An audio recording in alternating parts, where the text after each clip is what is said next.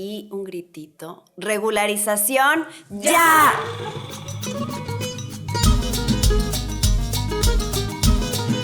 Hola parceras, bienvenidas, soy Alejandra Rey. ¿Qué más, panas? Yo soy Aida Villagrán. Y este es el podcast Quéjese nomás. Reflexiones de historias migrantes en primera persona para promover la igualdad en derechos.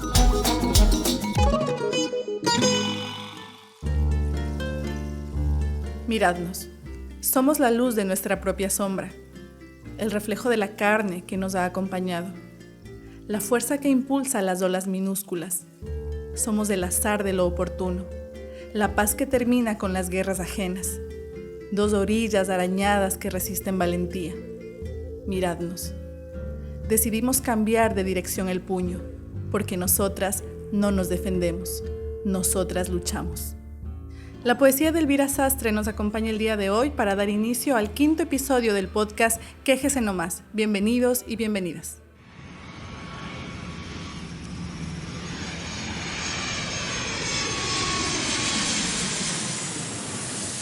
La participación política es cualquier acción realizada por un individuo o un grupo con la finalidad de incidir en una u otra medida en los asuntos públicos.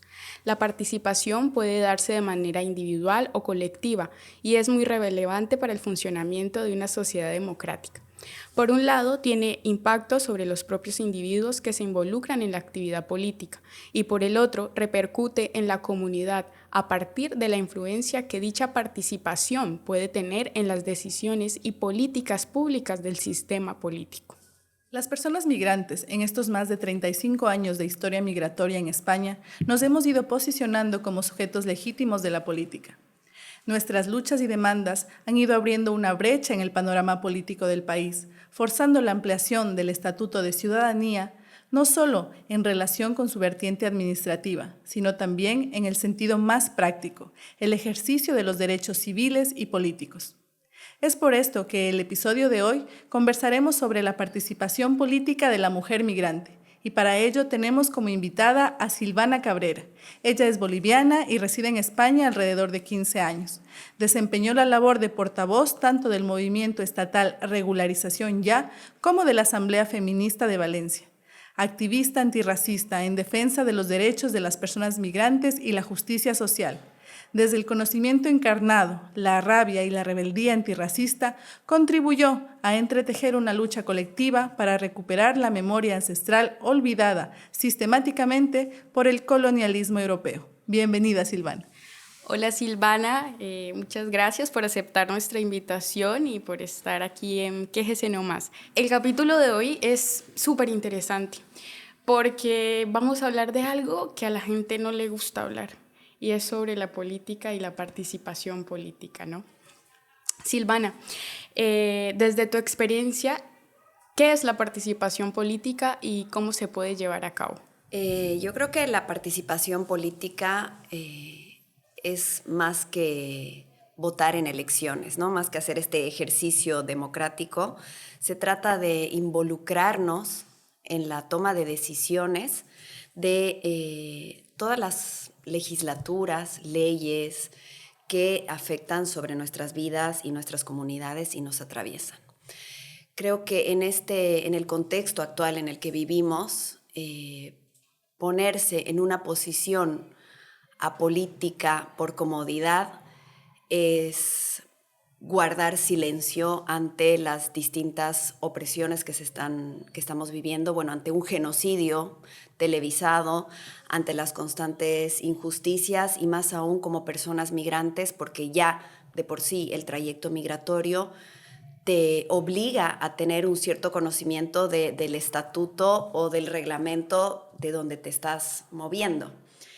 Entonces, creo que es importante involucrarnos, asistir a reuniones de nuestros vecindarios, a reuniones comunitarias, para poder hacer cambios que realmente se sientan, digamos, ¿no? en el Estado. Sí, justamente esto de la participación política nos lleva a pensar en hacer incidencia en la sociedad y finalmente poder influir también en las políticas públicas, ¿no? Y esto se puede hacer de distintas maneras, ya lo decía Silvana, no solamente lo haces con el voto, que sí que es importante. Es verdad que en el caso de las personas migrantes, muchas no tenemos el derecho al voto. Justo hablábamos con Alejandra sobre el tema de la participación y de cómo se vive también en Latinoamérica, ¿no? Que quizás no siempre se llega a que esta incidencia pueda generar cambios a nivel de las leyes, pero que también lo que busca la participación política finalmente es la transformación social.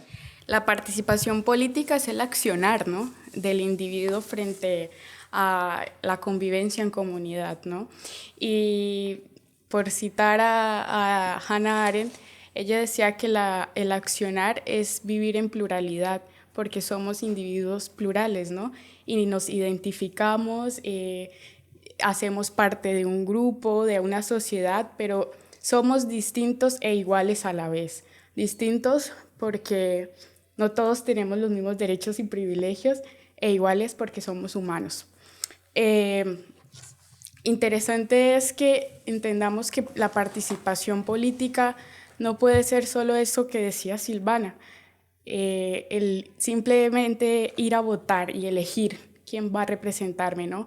Sino esa participación política, ese accionar político, es ponernos a pensar qué es lo que creemos, en qué creemos y no permitir que nos vayan metiendo en nuestra cabeza esas ideas prefabricadas y esas narrativas, que justamente es lo que vemos aquí, ¿no? Con el racismo, con los microrracismos, con las violencias institucionales. Es como tomar una posición activa, ¿no? No esperar que ese mundo que quizás soñamos lo construyan otros y otras, ¿no?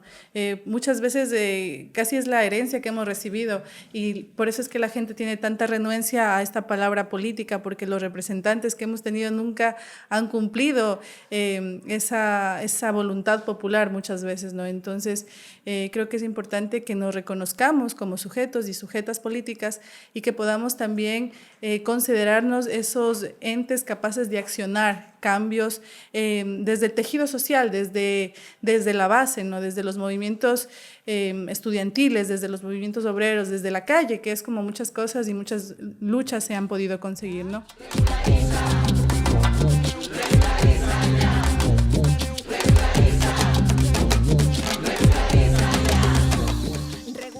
Me gustaría que nos cuentes un poco sobre tu trayectoria, cómo fuiste incursionando en los movimientos de base, ¿qué motivó tu activismo político? Sí, yo vengo de una ciudad que es un marchódromo, los 365 días del año, que todo lo que es los movimientos sociales, tanto de sectores como los maestros, transporte universitario, mineros, han tenido un impacto social y han hecho caer gobiernos, han hecho cambiar legislaciones y se han logrado cambios muy, muy importantes. Vengo también de una familia por parte de mi madre que han sido expulsados de su territorio por la guerra civil y por parte de padre de personas que han sido perseguidas por la dictadura. Entonces también eso ha determinado en mi persona un accionar y tener un pensamiento político activo desde muy pequeña, ¿no? De estar también como no conforme con las cosas que veía que sucedían a mi alrededor. Y el hecho, por ejemplo, de ver que se han podido lograr tantas cosas desde el movimiento, desde estar en la calle, desde la presión, desde poner el cuerpo, desde caminar pasando ciudades enteras para llevar las protestas al Estado. Creo que eso ha sido una de las cosas que más me ha marcado desde la adolescencia hasta que llego acá, ¿no?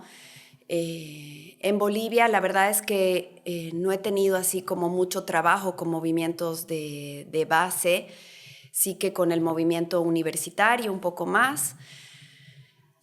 También bastante cerca de lo que es, porque me tocaba de alguna manera, es la lucha de las personas en el sector de la minería, porque mi abuelo fue dirigente, y del sector de los cocaleros y cocaleras, ¿no? Por esta satanización colonial sobre la hoja de coca. Uh-huh. Y bueno, aquí cuando llego, obviamente al principio estaba un poco más preocupada, digamos, en sobrevivir y en encontrar un poco lo que me ayude a mantenerme acá y que no tenga que regresar y a tejer una red, ¿no? A pesar de que sí que tenía familia ya acá en España y que vine con una situación más privilegiada que otras personas que migran. El hecho de que exista una ley de extranjería o que cuando ya te bajas del avión te das cuenta que hay dos filas, ¿no? de ciudadanos europeos y el resto.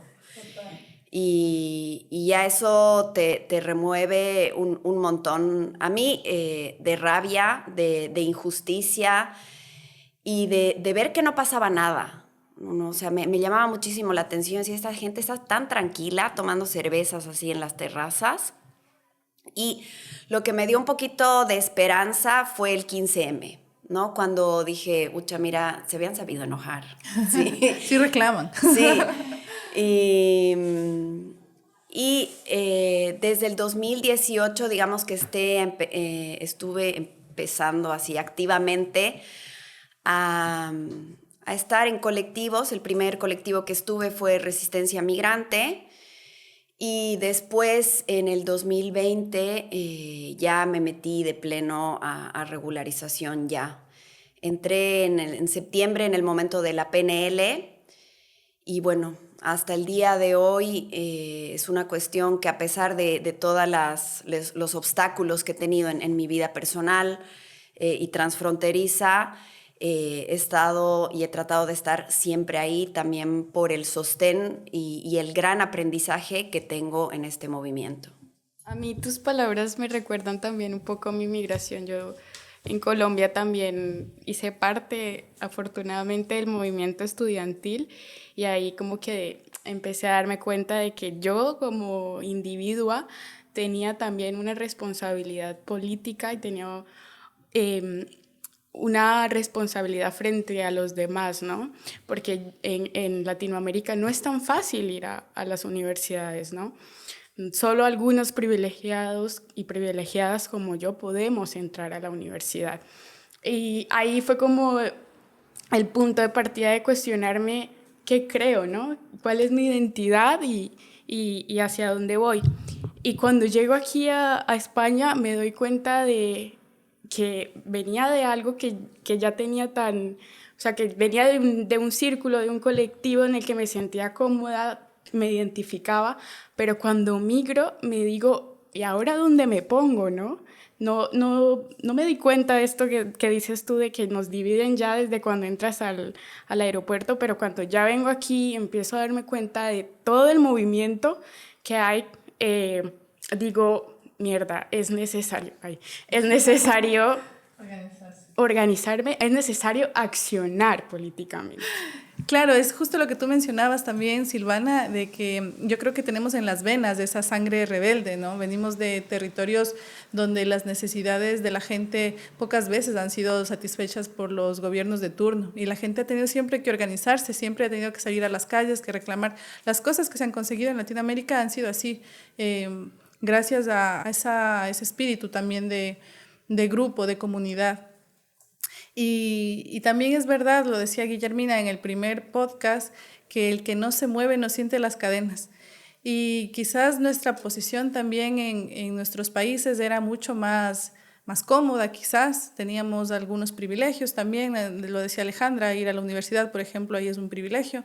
Pero vienes acá y te encuentras con tantas violencias, con tantas desigualdades, que claro, o sea, esa sangre rebelde se activa y dices, hay que organizarse. Este podcast, por ejemplo, es también una forma de participación política, porque lo que nosotras buscamos es transformar la sociedad en un espacio que de verdad sea de respeto y de equidad para todos y para todas, ¿no?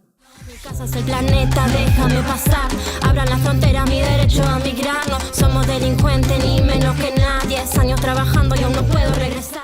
¿Cuáles son los principales obstáculos con los que se encuentra una mujer migrante en este camino de incidencia y de participación y acción política? ¿Y qué habilidades personales y colectivas se desarrollan para superar todas estas situaciones y reivindicar los derechos? Creo que el principal obstáculo es la ley de extranjería, una ley que criminaliza a las personas por su estatus migratorio. Creo que existe toda una estructura racista y colonial que hace que las personas estén en una situación muy precaria en sus vidas, ¿no? Y corriendo muchos peligros. El hecho de que existan 7 centros de internamiento para extranjeros porque no estás al día con tus papeles es una situación de terror continua con la que tienes que vivir y atravesar, y más aún si lo llevas marcado en la piel. Entonces, yo creo que el hecho, por ejemplo, también de que, bueno, en nuestro caso siempre yo creo que la migración latinoamericana está como un poco mejor vista, ¿no? Porque tenemos al final culturas que se parecen mucho. Pero el problema está también cuando vienen personas del África, ¿no? Ahí sí que es, porque ahí se habla de invasión, ahí se habla de forma siempre peyorativa, ¿no? Como África, además, este gran país. Uh-huh. Muchas personas vienen de un trayecto migratorio durísimo, supremamente violento, en el cual han perdido muchísimo dinero, muchos años, y han sufrido un nivel de violencia que ya es, creo, inimaginable, ¿no? A pesar de que existen muchos relatos sobre esto. Entonces, claro, para empezar a construir tu vida, para tener el acceso a derechos mínimos y básicos como es el alquilar una vivienda, el tener sanidad, el poder tener una tarjeta de teléfono, el poder tener una tarjeta de banco o un contrato de trabajo. Esto pues imposibilita muchas veces que te puedas organizar o estar activamente en una lucha, ¿no? Claro, porque esto implica tiempo, implica presencia, y quizás muchas personas tienen la necesidad y tienen también el entusiasmo, pero como mencionas, su atención está centrada en sobrevivir, ¿no?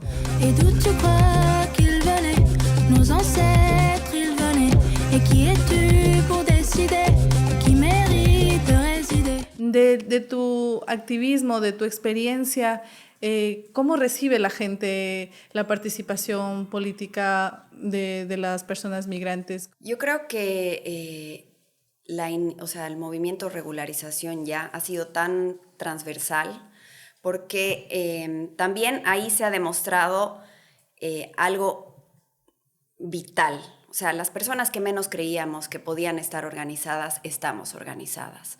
Manteros tienen una organización, las trabajadoras sexuales tienen una organización, las trabajadoras de hogar y cuidados, teniendo muchas veces un día libre, están súper organizadas. Las compañeras jornaleras y jornaleros viviendo en chabolas están organizadas.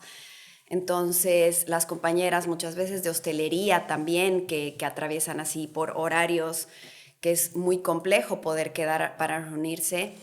Entonces, creo que esto ha hecho también que nos planteemos, ¿no? Cómo vamos a trabajar juntas en un camino que, en este caso, es pedir la regularización para ser consideradas ciudadanas. El hecho de que haya existido, en principio, una carta de apoyo, que es cuando prácticamente iniciamos, que fue apoyada por 1.200 organizaciones, que en este caso fueron muchas organizaciones aliadas, hace que también exista otra perspectiva de lo que es hablar con las personas migrantes. Y aquí creo que venimos ya de una memoria migrante larga, que es que las personas migrantes estamos organizadas, somos sujetas políticas y podemos hablar en voz propia de las cosas que nos atraviesan y que justamente tanto en los movimientos de base como a nivel institucional, político, somos nosotras las que podemos participar activamente de todas las situaciones que nos atraviesan, ¿no? Tanto en el movimiento feminista como a nivel político. Y el hecho de hacer una iniciativa legislativa popular, que es una recogida de firmas a pie de calle, ha hecho que tengamos una mayor cercanía de informar a la gente lo que se vive en este territorio, ¿no? Porque muchas veces las personas españolas no saben que existe una ley de extranjería, no saben que los niños al nacer se quedan en situación administrativa irregular, no saben que existen centros de internamiento donde se torturan y matan a gente, no saben la cantidad de muertos que existen en el Mediterráneo. Entonces, creo que el estar en todas partes, porque yo creo que hemos estado en todas partes con la recogida de firmas, ha hecho también replantearse a muchas personas sus privilegios i ponerlos al servicio. Es tracta de tacte i un pacte amb el respecte. Tu culpes a l'altre i ataques amb la violència. El mar un cementiri i li restes importància. Sortim al carrer perquè ja hem perdut la paciència. Cuéntanos un poco, como tú mencionas, muchas personas no conocen sobre la iniciativa de regularización ya. ¿Qué es la iniciativa? ¿En qué momento se encuentra ahora y qué viene? Sí. La iniciativa legislativa popular, para empezar, que es la única herramienta democrática en el Estado español que permite a los ciudadanos hacer cambios o mejoras en las leyes que están sobre nosotras, que deciden sobre nuestras vidas. El primer paso, el primer requisito era cumplir 500,000 firmas de ciudadanos y ciudadanas españolas y españoles con DNI mayores de edad, lo cual dificultaba aún más las cosas, pero aún así yo creo que ha sido una de las ILPs con más firmas recogidas de todo el territorio, ¿no? O sea, nos pedían 500,000 firmas para 500,000 personas que se encuentran fuera de todo paraguas social y entregamos 700,000 firmas. El paso que sigue es hacer la entrega oficial en el Congreso y como en la Corte Electoral. Aquí se llama un poco diferente, pero bueno, para que hagan la revisión de todos los datos y las firmas y sean convalidadas. Una vez validadas, se hace la toma en consideración, que es que además que ha sido un aprendizaje de jurisdicción, pero profundo, que nos ha costado. Entonces, bueno, la toma en consideración fue el siguiente paso una vez validadas las firmas, porque esto pasa a una mesa de trabajo, ¿no? A una comisión. Y la primera toma en consideración es la exposición de motivos, ¿no? Donde nuestras portavoces Edith Espínola, Lamin Sarr y una persona aliada por causa, Gonzalo Fanjul, exponen los motivos por los cuales hablamos directamente con los portavoces de los grupos parlamentarios para decirles por qué se tendría que aprobar la ILP. Entonces, desmenuzamos todo lo que fue la campaña de esenciales, ¿no? Pero lamentablemente esto se quedó truncado porque la primera fue el 10 de mayo del año pasado y en julio entrábamos a elecciones, con lo cual se tuvo que volver a repetir el proceso.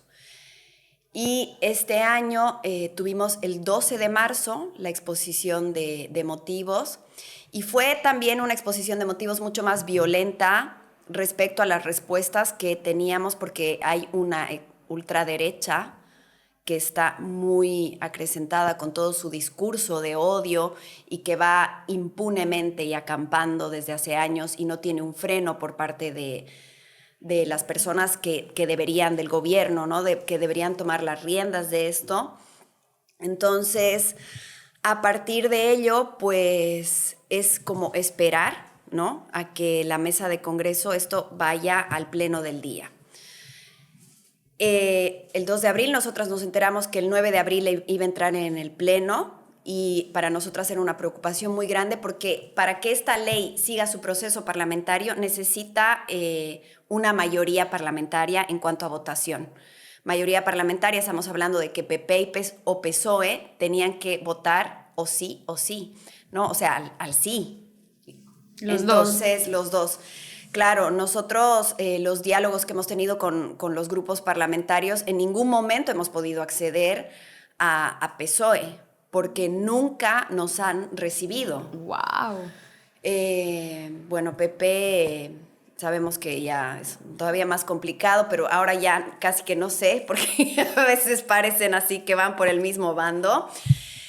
Pero bueno, yo creo que ahí, como pudieron ver también ustedes, se hizo una campaña mediática que fue de vértigo total, una locura, porque claro, el miedo a que le den carpetazo a este trabajo titánico que a muchas nos ha costado la vida. O sea, es que hay muchas personas dentro del movimiento o dentro de lo que ha sido el grupo Esenciales que han continuado con sus proyectos, con sus financiaciones, con sus ONGs, pero yo creo que este trabajo lo hizo principalmente el movimiento Regularización Ya, porque no hemos parado un solo día de hacer trabajo de comunicación, de hacer trabajo de incidencia política. Y creo que lo que pasó el 9 de abril es un hito histórico, no solamente para nuestra sociedad como personas migrantes, el hecho de haber llegado al Congreso y haber logrado una mayoría de votación en positivo y que el único partido que haya votado en contra sea Vox. Creo que eso tiene que abrir mucho los ojos y los oídos a todas las personas aliadas de este país, ¿no? Es algo que venimos diciendo, o sea, no se puede hablar de la izquierda, no se puede hablar del antifascismo si no se trabaja de la mano con los movimientos antirracistas y anticoloniales.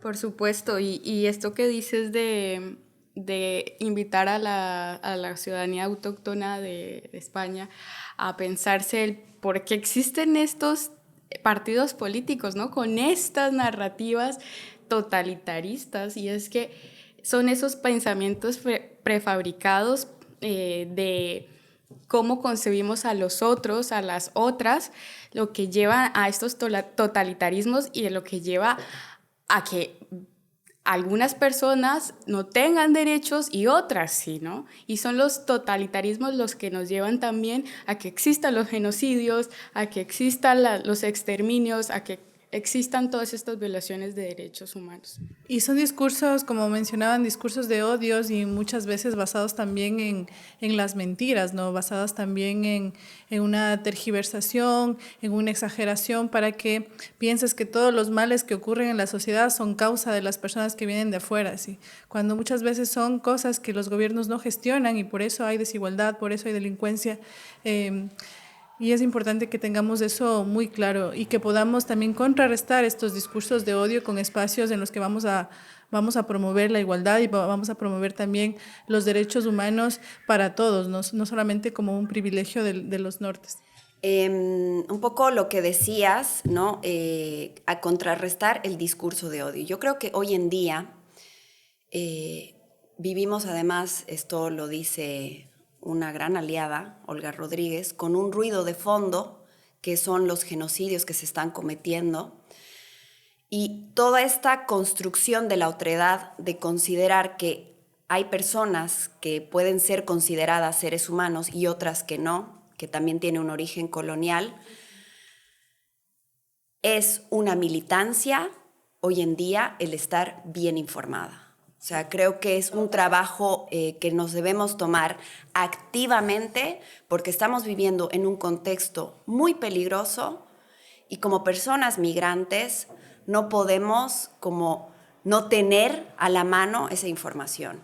Muchas veces estamos en esta sociedad de la inmediatez, ¿no? De leer solamente los títulos de las noticias o de informarnos por youtubers. Entonces sí que es importante lo que acabas de mencionar, que seamos responsables también con esa información, porque lo que recibimos es lo que pensamos.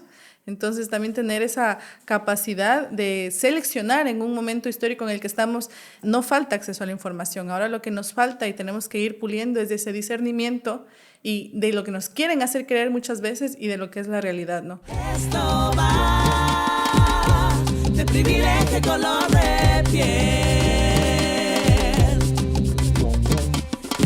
Esto va de que el sistema debe cambiar.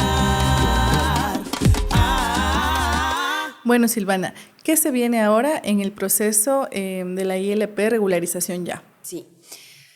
Ahora recién se acaban de cerrar las enmiendas a la totalidad, que es lo que seguía, que es hacer enmiendas, cambios al texto original de la ILP. Y bueno, el único partido que ha presentado una enmienda total ha sido Vox, que se va a votar este 13 de junio en el Congreso y que también ahí esperamos una valentía política de hacerse un lado del discurso de la extrema derecha.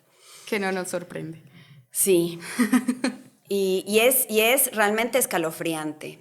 Leer la enmienda a la totalidad que ha escrito Vox es del terror, ¿no? Y es una cosa también que, o sea, hay que como que parar las orejas de lo que está pasando. Después de esto empieza el periodo de las enmiendas parciales. Y ahí es donde entramos nosotras, porque nuestra iniciativa inicia en 2021, que estábamos todavía en un contexto de pandemia, Sí. En un contexto de elecciones. Claro, hemos tenido muchísimas dificultades en el camino para poder recoger las 500,000 firmas. Entonces, del 2021 al 2024... ha pasado muchísimo tiempo, del cual más personas se han podido quedar en situación administrativa sobrevenida o que han llegado.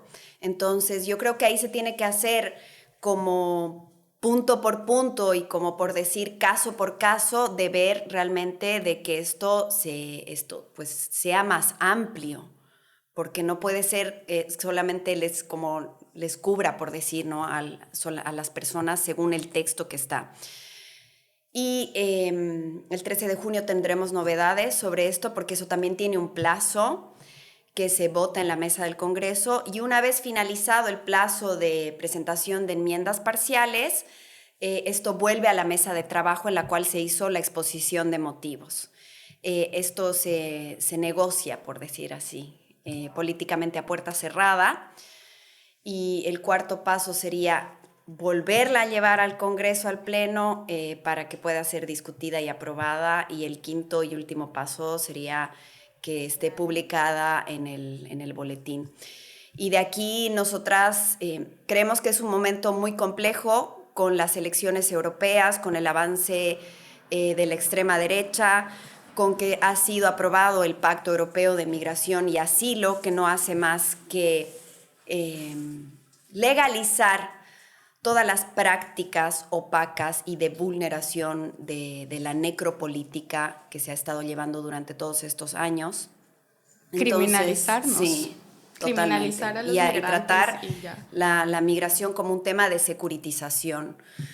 Entonces, instamos que exista una verdadera voluntad política para aprobar la ILP, porque incluso muchas personas, tal vez aliadas o que están participando en organizaciones antirracistas o de personas migrantes, como la regularización no es lo más sexy, no es lo que más vende, pero es algo que va a cambiar la vida de las personas que saben qué es estar en situación administrativa irregular, y que haya sido llevada una iniciativa legislativa popular por un movimiento de personas migrantes, va a marcar un antes y un después en la historia de este país. Y mientras sigan programando redadas, y mientras construyan muros y alambradas, manos arriba, saca el DNI, firma la campaña, apaga la TV.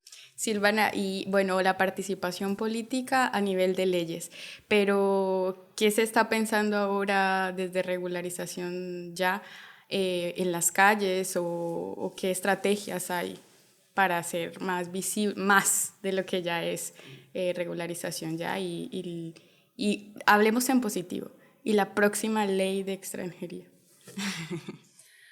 A ver, yo creo que aparte de la comunicación, que es algo que es para sacarse el sombrero, el equipo de comunicación de regularización ya, porque es un no parar, ¿no? Y ahí hay una compañera que es Victoria Canalla, que es una referenta total en los movimientos sociales. Ha hecho un trabajo incansable. Pero también existe una parte totalmente invisibilizada del trabajo que se hace a nivel de incidencia política, porque los partidos políticos con los que nos reunimos no están como publicando, sacando fotos, porque al final somos personas migrantes, ¿no? Estamos como en el último estrato, digamos, de el último escalón sí, de la pirámide. Sociedad.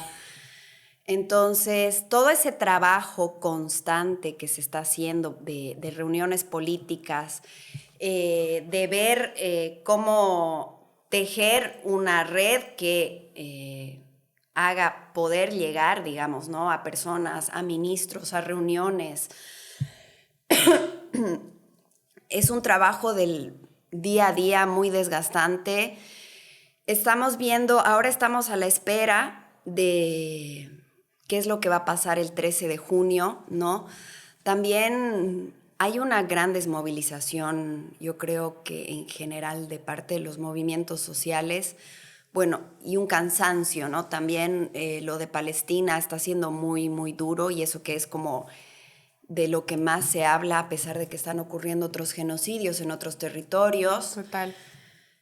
Entonces, y viene verano, y eso es una cosa que, o sea, las cuerpas blancas, los cuerpos de las personas, o sea, como que no les da la vida a veces, ¿no? Existe esto, también esto. Yo creo que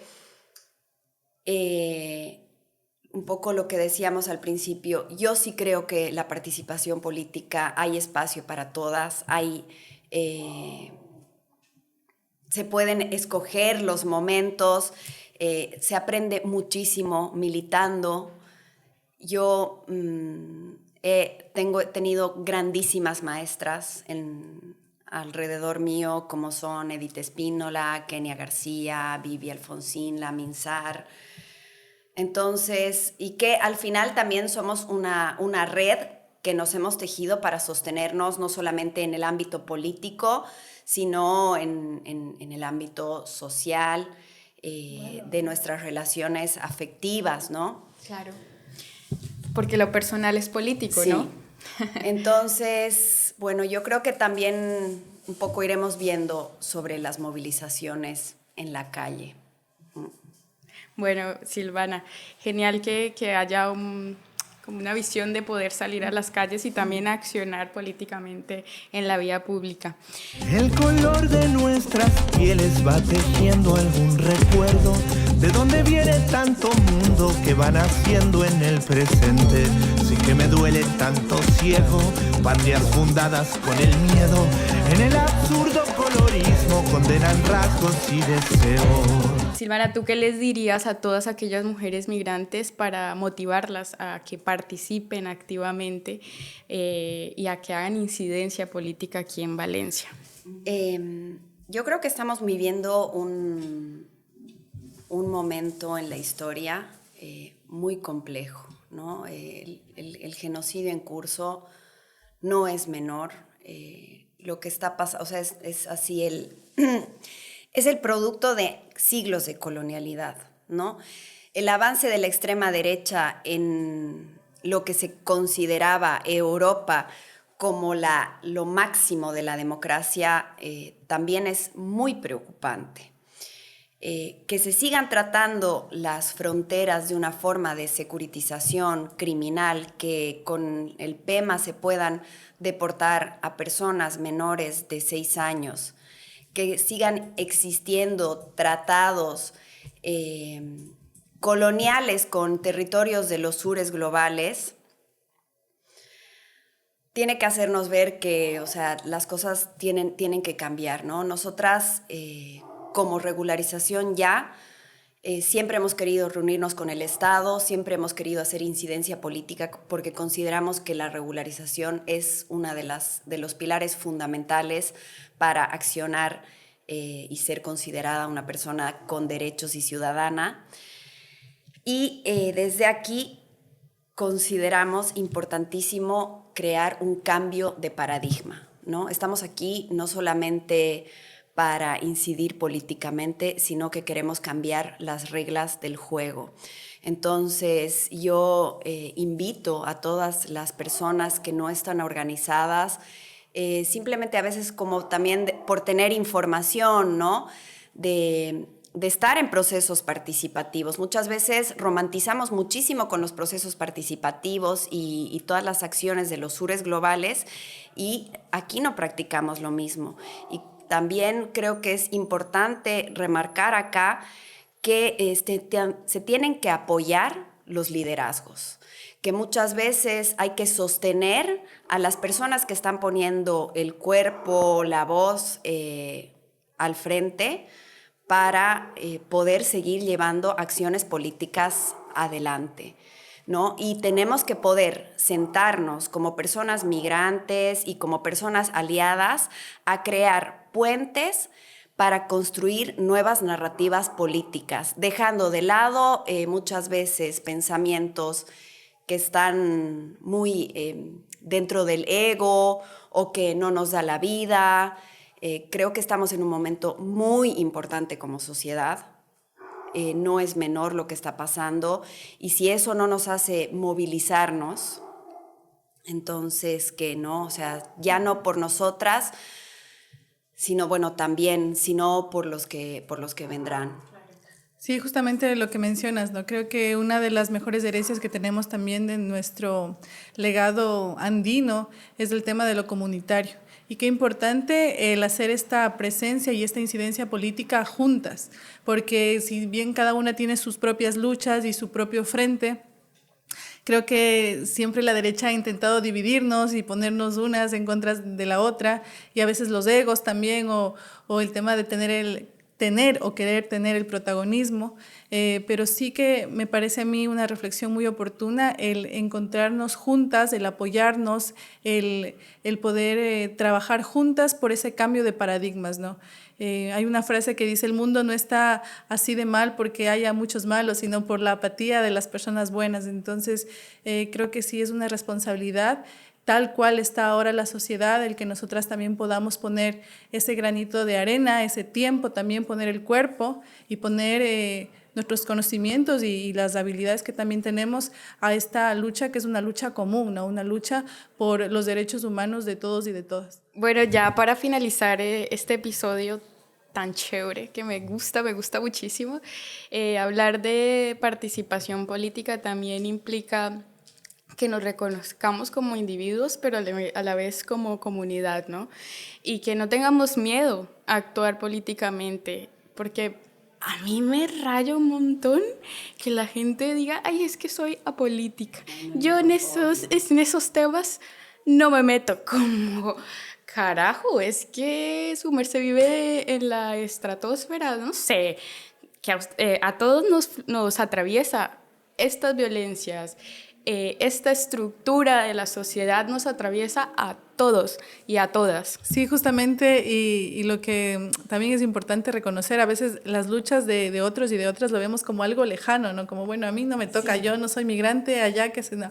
Pero de verdad, ahora vienen por las personas migrantes, luego vendrán por ti. Sí, yo creo que es una cuestión de privilegios. O sea, hay personas con privilegios construidos sobre la base del sufrimiento de muchas personas, sobre, ¿no?, la Entonces, negación de otros derechos. El ser apolítico ahora mismo es no querer mirar lo que está sucediendo en el mundo, ¿no?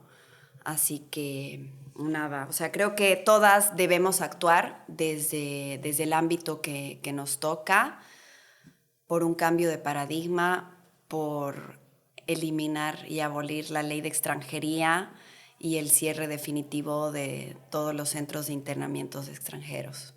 Claro que sí, Silvana. Hay que abolir todas estas políticas de mierda, porque lo voy a decir así, que vienen a negarnos derechos y a colocarnos como ciudadanos de segunda categoría, como gente a la cual no le pertenecen los derechos y que son derechos humanos, los tenemos desde que nacemos, independientemente de que migremos a un estado o a otro. Sí, justamente lo que decía Silvana, ¿no? Cambiar el paradigma y también asimilar estas posturas, ¿no? Desde los sures, que muchas veces también son transformadoras y son más dignas.